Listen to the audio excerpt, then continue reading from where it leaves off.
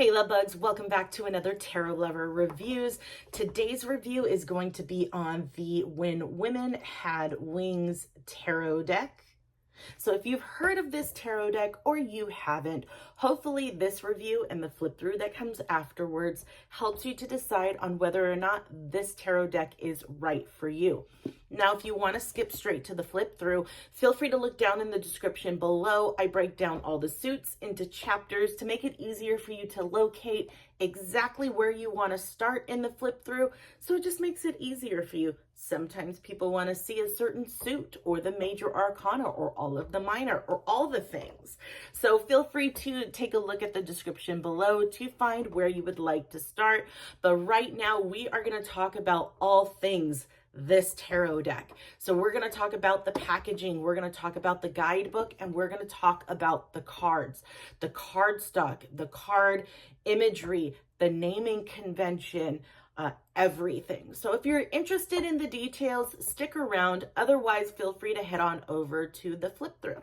So let's go ahead and get started. So we've already taken a look at the first part or the front part, the title of the box. I love how parts of it is matte and then you have this other part that is glossy. It definitely helps to make the imagery stand out. So I love that. I do also love the size of the box.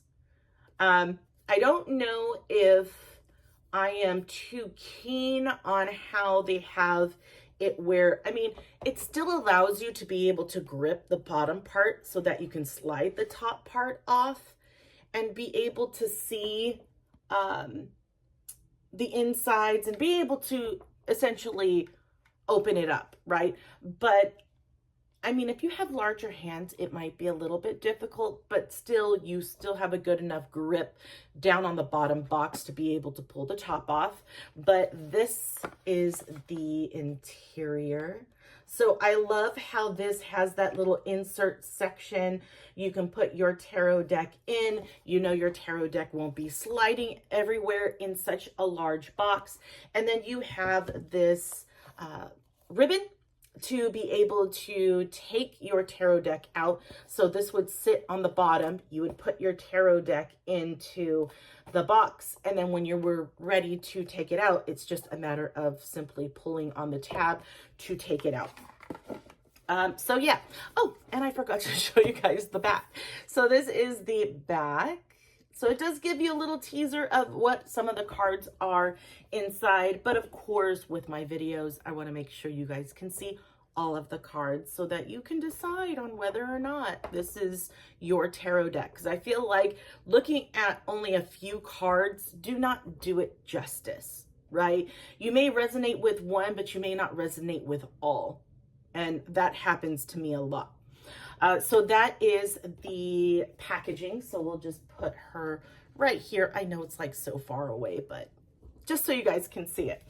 The next thing we're going to talk about is the guidebook. So this is your guidebook, a really good sized guidebook, really thick. Okay, and this is the back. Now, the pages are quality.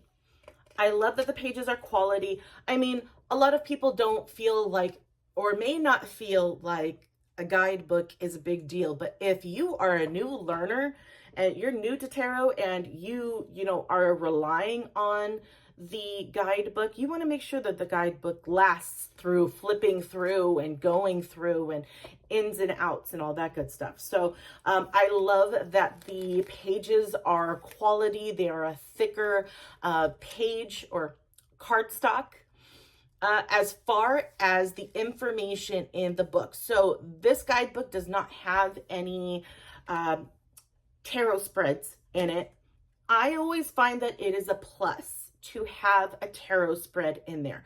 It is a double plus, a gold star, if you can create themed tarot spreads to your tarot deck. I think that's just an added bonus, and I really feel like it helps you to create this relationship with your tarot deck than to just use your average 3 card or, Celtic spread cross, which is a typical tarot spread that you will find in guidebooks. I'm not saying that that's a bad thing. You know, it's always good, again, seeing it from a new tarot reader's perspective. It's always great to be able to have tarot spreads in the guidebook, especially if you don't know where to look or where to go. I know that there's a ton of different tarot spreads online that you can refer to, but as a new tarot reader, that can be very intimidating, and they may feel more comfortable utilizing a tarot spread that is within the guidebook. So that's one point that I wanted to make. The next one is an extreme plus, is the fact that the card is displayed on a full page in color for each and every single card. Hence why this book is on the thicker side, because you are getting a picture of every single card in this deck and a really good size so that you can see it. Sometimes in certain tarot guidebooks, the picture might be smaller, it might be in black and gray, and it does make it really hard to be able to see and to understand what the description is for that card when it's such a small picture or in black and white. This, you got a full color of the card, so you can really connect with that card when you're reading the description of each card. Now, I will say, you probably can't, you can kind of see it. Each section is color coded, so it makes it easier for you to kind of go where you want to go. So all of the suits are in a specific color, blue, a light green, a red and an orangey color. I think that's what it is. Oh no, I'm sorry, a yellowish green color. So that's nice that it's color coded, makes it easier for you to locate where you want to go in the cards. Now, the cards themselves are not necessarily color coded to that suit, so trying to find it, you just kind of have to get used to which suit is which color within the guidebook, which I don't think is a difficult thing to do. But as far as the descriptions that you get with each of your cards, it is mainly descriptive, right? You get some keywords, but then you also get some key phrases. You get a lot more with the major arcana than you do with, say, the minor arcana. But for the most part, it does give you something to work off of. Yeah, it gives you something to work off of. It does not give you a reverse or an upright description. It is everything all encompassing into one. Yeah, but that's pretty much it for the guidebook. It does give some information about the artist and the writer of this tarot deck, along with some QR codes to be able to go to different websites, but that is your guidebook. Now, let's talk about the cards. Okay, so before I get into the size, all the things, I want to show you the edges because it is beautiful. I love purple. I love purple as long as it doesn't go like really pinky. I don't do pinky colors, but I will do that purpley pink because it's got that purple, but I love this metallic look to it. When I rub my fingers against the gilding, I do not get the color on my fingers.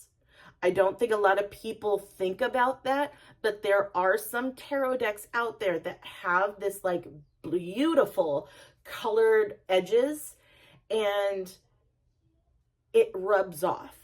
And it's sad because then that means as you constantly use it, especially depending on how you shuffle your tarot deck, it's going to come off, it's going to wear out, and it's going to look weird with it, you know, only being worn out in the middle, and then the edges, you know, the corners are still pretty good. You know what I mean?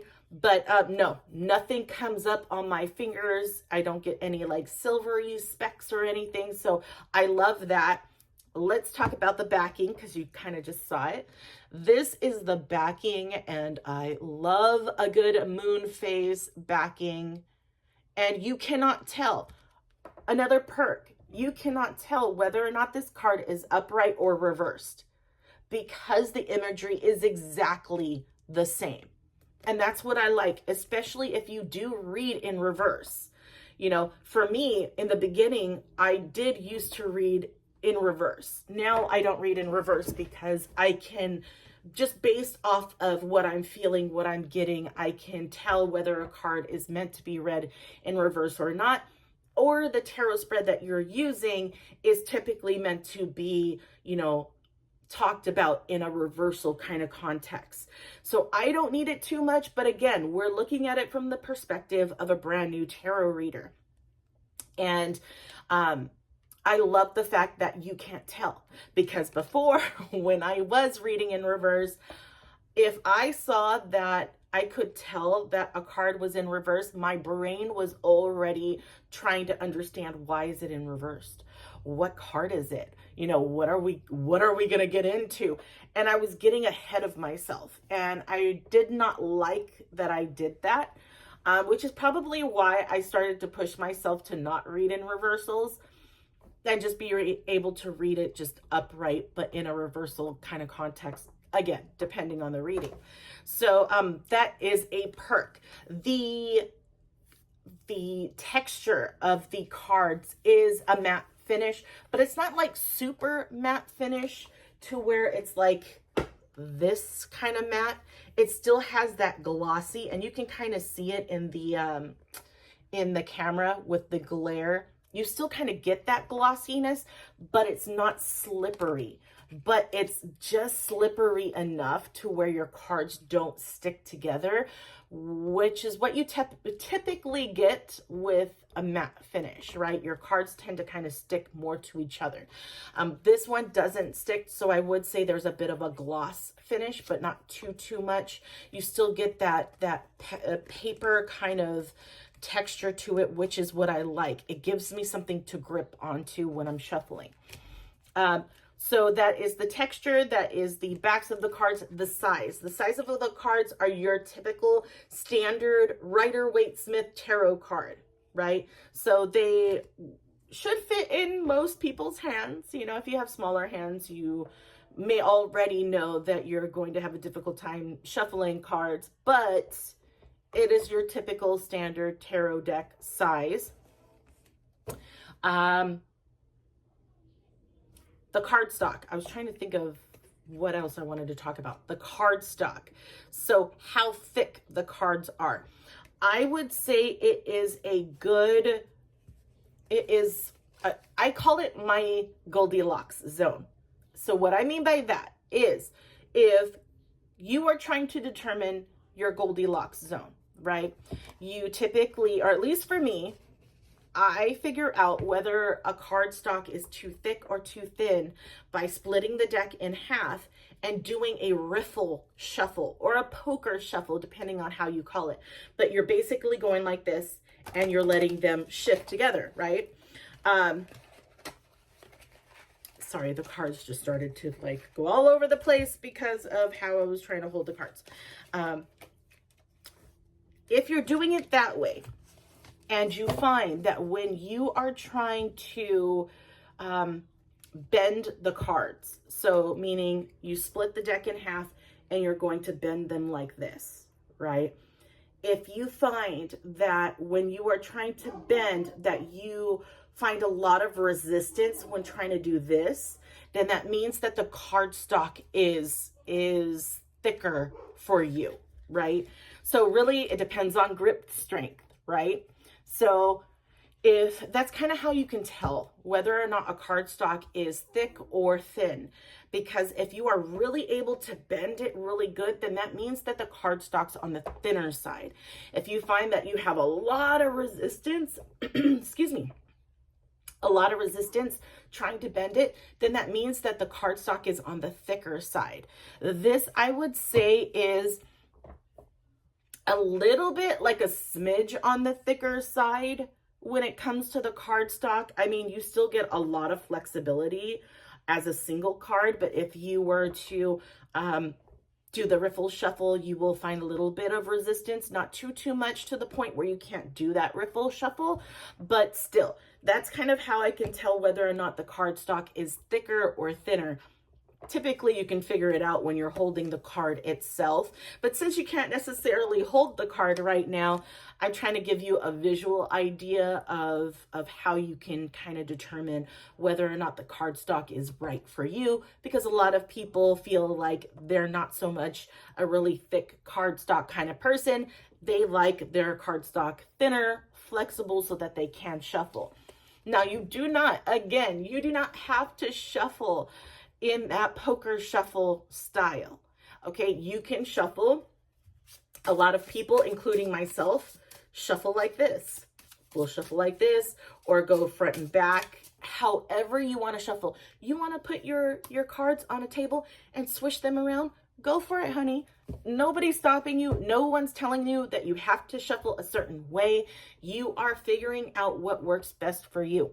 For me, I typically shuffle in this manner if the cardstock is on the thicker side, because I am very mindful with my cards. I love to keep them in rather good condition. So I don't want to overly bend and warp my cards if I do that riffle shuffle, because that can happen. So depending on the thickness of the deck that I am using, I will do, this if it's on the thicker side, or I will do that riffle shuffle if the cards are flexible enough to do so. So again, it is totally up to you on how you want to shuffle your cards. Okay, so let's go ahead and talk about the naming and the imagery. So with this piece of the video, I am basically comparing with the Rider-Waite-Smith imagery, right? And naming convention. Why am I doing that? It's because majority of the tarot decks out there are based largely off of the Rider-Waite-Smith, along with the guides, the tarot guides, the tarot books out there. A lot of them reference the imagery and the naming convention of the Rider-Waite-Smith. So I want to make sure that if you are mainly using a Rider-Waite-Smith tarot deck, that you know whether or not the naming convention is going to be the same, because it can be different, and the imagery may not depict the same type of imagery you're used to with the Rider-Waite-Smith. Okay, so let's talk about the naming convention before we get into the imagery. The naming convention for the major arcana is exactly the same, with the exception of one card, and that is the Hanged Man. It is called the Hanged One in this deck, and that is normal. That is typical. You will find some tarot decks out there not liking the terminology of Hanged Man, so they will change it to the Hanged One. But that is the difference that you will find within the major arcana. The minor arcana is exactly the same as well, with the naming convention of the 4 suits. So you still have the Wands, Cups, Swords, and Pentacles. The court cards are still named the same: King, Queen, Knight, and Page. So that's great. Everything stays the same as far as the naming convention overall. Let's talk about the imagery. Now, imagery compared to the Rider-Waite-Smith is different on a lot of these cards, especially within the major arcana. You may get some glimpses and some symbolism that is very similar to the major arcana in a Rider-Waite-Smith, but the overall look, the positioning of different characters within that card will be different. So it is getting some used to with the different positioning and imagery that you're going to find within these cards, because it's going to be different from what you're used to. When it comes to the minor arcana, it is a mixed bag with the minor arcana. There are going to be some that definitely give the exact depiction of a card in the minor arcana. And then there's going to be times where it is completely different and can throw you off. So keep that in mind. For the naming convention, back to the naming convention with the minor arcana cards, because sometimes you will find that the naming of the minor cards, they're not there. Sometimes they just have the numbers and that's it. With this card, you do get the names of the cards down at the bottom. You don't get any Roman numerals on the minor arcanas. You do get it with the major arcana, which would be right next to the name of the card. Typical Rider-Waite, the Roman numerals is at the top, but still, again, it doesn't really cause any issues, at least for me, that it's right next to the name. It's kind of nice. But again, so that's pretty much your imagery. Now I want to show you and share with you some of the cards that I have found that have stood out. They stand out for me. And I think I want to do this more often and share with you guys what some of these cards provoke or invoke. I don't know. What have you, what it brings out in me when it comes to my thought processes when I look at some of these cards. And I typically do this when I am cleansing my tarot decks. Once I receive them, I go through a whole ritual of going through each of the cards and cleansing them. And as I'm doing that, I'm looking at each of the cards and really taking in the imagery and noting what feelings it brings out in me. We'll just say that. Okay. So the first one I absolutely love is the Strength card. Like, the color tones used in this card is beautiful. They look statuesque. They look, it's just, I don't know. I don't know. It may just be me, but I absolutely love this card. It's just one of those things where you can't help but stare and just keep staring. And it's just like, there's just something about this card that is beautiful. Absolutely beautiful. And yeah, that was my first card. The second one that I want to mention that I didn't mention before was the Knight cards. So there are going to be some cards in this deck that do not have people in them. And one of them, and I found very interesting, was, I don't have the fourth one, but it was the Knight cards. The Knight cards do not have the person. It just has the helmet. And it got me thinking. I'm like, why? And I was hoping that they would explain it in the guidebook, but I didn't see it. And if the artist and or creator of this deck can comment below and tell me why.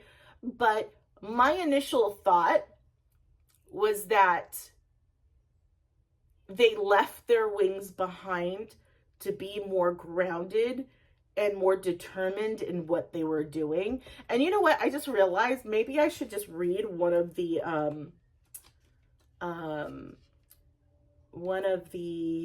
descriptions to see if it like explains anything. No, it doesn't. No.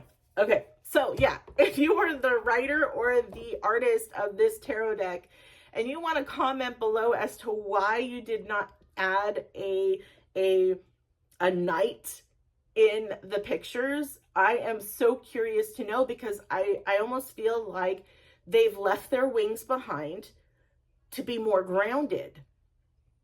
to be more focused in what it is that they were tasked out to do, you know, more streamlined. Like, that's what I'm thinking. My initial thing was they left their wings behind. Why would they do that? And then I think about how Knights are such a fast acting, fast moving card. And I'm like, okay, maybe they forgot that they had wings. Maybe they were so determined in doing what they needed to do that they didn't think they needed wings. I don't know. But again, I love how that sparks that thought process in me. A next one would be the very Venus vibes that I get in some of these cards, especially the Eight of Swords. You get that Venus vibe, but it's like it's trapped. It's contained. It's not free. You know what I mean? Or at least you perceive it to be contained. It just brings up so many different thoughts. The next one I have to say is a Seven of Swords. When I look at this, Seven of Swords is supposed to be sneakiness, lies, deception. This imagery tells me that this woman's like, no, I am taking back what is mine. It's still that stolen, like it was stolen from her, but she's taking back what's hers, what matters to her, what she holds important to her. You don't get to steal my stuff. You know, I love this. The Nine of Swords, how everything is just so luxurious and is just like, it almost says that even though in the lap of luxury, the nightmares still stay hidden beneath. You know what I mean? Like, yes, I am fine. I am fantastic. But when I go home alone, I'm plagued with nightmares and distress. You know what I mean? Like that. I wouldn't have thought about that. To me, it's imagery. Imagery just paints this beautiful picture, whether it's positive or negative, for me so that I can see the bigger picture of the reading. And I love, love, love details like this. Another one I could not stop thinking of Pocahontas, even though this is Japanese. It was giving very Colors of the Wind, very much Colors of the Wind. But then I started to notice, you know, the building, I forget, bodega, I think that's what it is, in the background, and then her kimono, and then I'm like, okay. But still, first thing I thought was Colors of the Wind, which is still valid because it's the Page of Cups. It's that the creativity, right? It's going with the flow, going with the wind, going where it takes you to spark that creativity, right? So it still works. And I mean, for everyone, it's going to be different, right? My eyes automatically went to the overall vibe of that card. And I thought Colors of the Wind. And every time I see that card now, I'm going to start singing that song in my head. But yeah, like those are just some cards that just really spoke to me when it came to this tarot deck. So I hope this has helped you in some way. If it has, leave a like, leave a comment. Let me know if you guys have questions about it, or any of the imagery. I can definitely take a look at it for you. But without further ado, here is the flip through. Enjoy, and I will talk to you guys on the next review. Bye.